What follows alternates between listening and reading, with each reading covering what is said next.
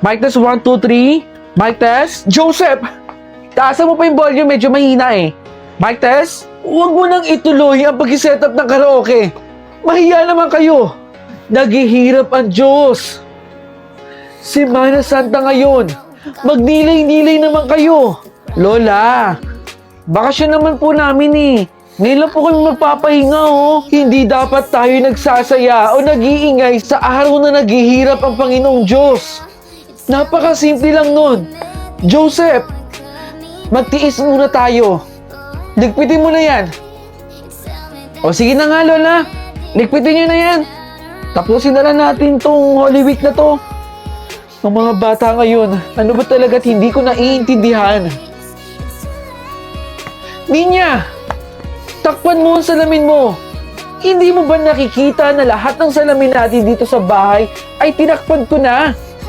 Paano ko naman po makikita kung may dumi yung mukha ko kung hindi ako gagamit ng salamin? Baka mapasukan ng masamang espiritu yung salamin mo. Kaya mabuti nang takpan mo at huwag mo nang gamitin. Naiintindihan ko naman po, pero kasi Lola... Huwag ka nang puro sat-sat. Gawin mo na lang yun, Ninya. Takpan mo na ang salamin mo. Okay, sige po. Tatakpan ko na po. Hindi na po ako gagamit ng salamin. Eto na oh. Naka-ready na ako kagabi pa. Swimming na ako, no? Saan ka pupunta, Peter? Lola, mag-outing po kami ng mga katrabaho ko. Outing? Peter, makinig ka sa akin. Hindi okay ang mag-outing o gumala sa araw na patay ang Diyos. Dahil walang magliligtas sa'yo. Wala ang Diyos, Peter. Hindi pwedeng hindi sumama, Lola. Eh, nakapag-ambag na ako dito eh. Sayang naman, di ba? Tsaka ngayon lang kami magpapahinga ng mga katrabaho ko. Makinig ka sa akin. Matagal lang paniniwala yun. At marami na ang nagpatotoo doon. Kaya Peter, para sa kaligtasan mo.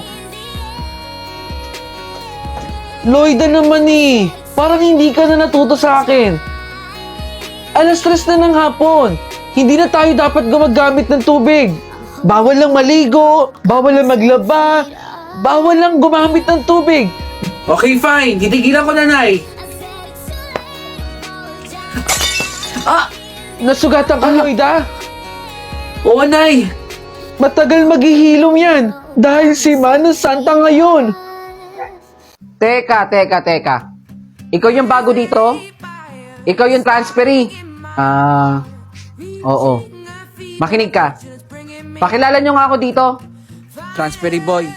Siya si De La Cruz. Siya ang maangas dito sa klase na to at walang pwedeng tumalo sa kanya dito.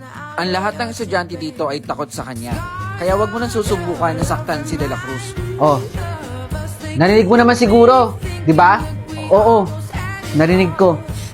Kaya wag mo nang susubukan mag-angas dito. Pasensya na. Tara na. Hello, pwede ba akong umu-ops? Ako dito sa likod. Doon ka sa harap. Doon. Ano? Hindi ka pa ikilos? At saka, bakit hindi ka naka-uniform? Hindi ka sumusunod sa patakaran ng eskwelahan na to, ha? Punta ka na doon sa harap. Ako dito sa likod. Pasensya na ulit. Sige, pupunta na lang ako doon sa harap. Oh, titingin pa yan. Ayusin niyo yun, ha? Akin na, dali. Pagtripan natin.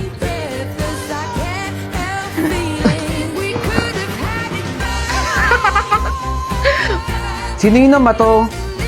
Hoy, sino namato dun, no? Dun sa boy transferee. Mahiya naman kayo. Napapahiya yung eskwelahan natin. Mami na po kayo kung sino yung namato, oh. Hoy, sino ba yung namato na yun? Mami na. Napapahiya yung school natin. Transferee pa naman yun, oh. Teka. Anong oras na, oh? Wala pa rin pa yung teacher natin? Tagal-tagal na tayo pinag-iintay dito, ha? Oh. Boy transferee. Saan ka pupunta? Bida-bida ka na naman siguro, no? Sabi ko sa'yo, ayoko ng bida-bida dito sa klase na to, ha? Ako lang ang maangas dito. Oh. Punta ka pa niya talaga sa harap? Anong gagawin mo dyan? Sisip-sip sa teacher? Alam niyo ba kung bakit hindi ako naka-uniform katulad ng suot niyo ngayon? Ako lang pala yung teacher ninyo. Nagpanggap akong transfer dito para malaman ko kung sino ba talaga dito ang dapat nating tutukan, lalo na yung attitude. Sir, oo, ikaw, sir, pwede mo bang tawagin yung magulang mo bukas? Kakausapin ko lang. Okay, class? Let's start our discussion. Anong nangyari sa halaman ko? Bakit kayo nasira at nalanta? Sabi na nga be, Balang, huwag kang umiigal sa halaman ko. Alam mo bang matagal kong inaalagaan to? Mahal na mahal ko mga halaman ko. Pakasungit mo, Aling Klaring. Umalis ka dyan, Balong, kahit kailan ka talaga, napakapasaway mo. Ipababarangay kita, Balong. Para sa halaman, nagagalit ka, Aling Klaring ha. Tumatawa-tawa ka pa dyan ha. Banda ka sa akin, Balong, alas! Galit na naman si Aling Klaring kay Balong. Ano nangyari? Ito na lang yung buhay ko eh. Yung halaman eh. Hoy, Balong! Nandiyan ka na naman sa mga halaman ko ha? Ano? Sinisira mo na naman ba? Umiihi ka na naman ba dyan, Balong? Hoy, Balong! Pinablatter na kita sa barangay. Pag hindi ka pa rin talaga tumigil dyan, ipapakulong kita. Aling Klaring, pinupulot ko na nga yung mga kalat dito eh. Di ka kasi naglilinis dito sa garden mo eh. Umuwi ka dun sa sapa. Kung saan ka nakatira, Balong? Huwag mo kong antayin ihampas ko sa'yo to. Alis! Doon ka sa sapa. Uy, sige na. Pinapaalis pa ako. Balong! Ano na naman ginagawa mo rito? Araw-araw na lang ba, Balong? Huwag ka munang magalit. May ibibigay ako sa'yo eh. Galit ka kaagad. Ano yan? Tabo? Tabo! Para sa'yo to, Aling Klaring oh. Hindi mo ako madadaan sa pabigay-bigay, Balong ha? Marami ka ng kasalanan sa akin. Aling Klaring talaga eh, matandain pa eh. Salamat. Di magagamit na talaga ako pandilik. Dahil lakas naman ng ulan, kawawa naman yung mga halaman ko dito. Hindi na nasisikatan ng araw. Aaraw din at titigil din ang ulan.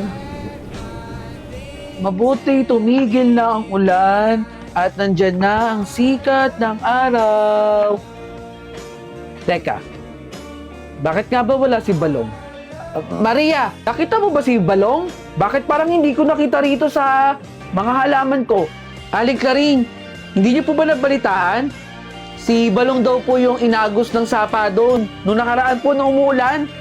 Eh, hindi na raw po umabot ng buhay sa ospital eh. Ha?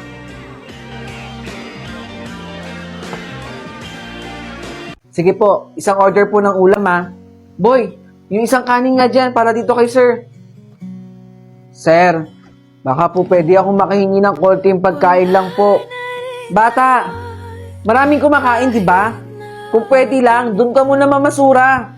Kahit konting pagkain lang po, sir. Nagugutom na po kasi ako eh. Mamaya, pwede? Ha? Baka mawala ng gana yung mga customer namin, no? Ang baho-baho mo pa naman. Hindi ka pa naliligo.